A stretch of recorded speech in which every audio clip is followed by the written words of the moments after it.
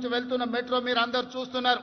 ఆనాడు కీర్తిశేషులు జైపాల్ రెడ్డి గారు పట్టణాభివృద్ధి శాఖ మంత్రిగా ఉన్నప్పుడు డాక్టర్ వైఎస్ రాజశేఖర రెడ్డి గారు ముఖ్యమంత్రిగా ఈ మెట్రోను మన హైదరాబాద్ నగరానికి పరిచయం చేశారు. ఆనాడు దేశంలోనే 2వ స్థానంలో ఉండే ఈ 12-13 ఏళ్లు మెట్రో విస్తరించకపోవడం వల్ల 9వ స్థానానికి హైదరాబాద్ నగరం పడిపోయింది. అందుకే ముఖ్యమంత్రిగా బాధ్యతలు చేపట్టిన వెంబడే విస్తరిస్తున్న నగరానికి మెట్రోని విస్తరించాలి, పేదలకు అందుబాటులోకి తీసుకురావాలని ఈరోజు మెట్రోని పూర్తి స్థాయిలో విస్తరించడం ద్వారా ప్రతి ఒక్కరికి మెట్రోని అందుబాటులోకి తీసుకురావాలనే ప్రయత్నం చేస్తున్నాం.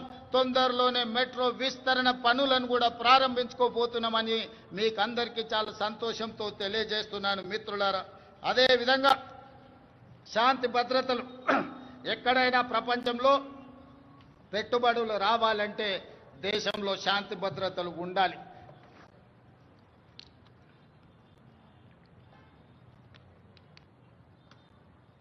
శాంతి భద్రతలు లేని దేశానికి పెట్టుబడులు రావు.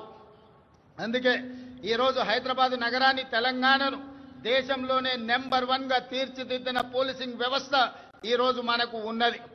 కేంద్ర ప్రభుత్వమే నిర్వహించిన సర్వేలలో తెలంగాణ రాష్ట్ర పోలీసులు అత్యంత పకడ్బందీ శాంతి భద్రతలను కాపాడడంలో దేశంలోనే మనం మొదటి స్థానంలో నిలబడ్డాం.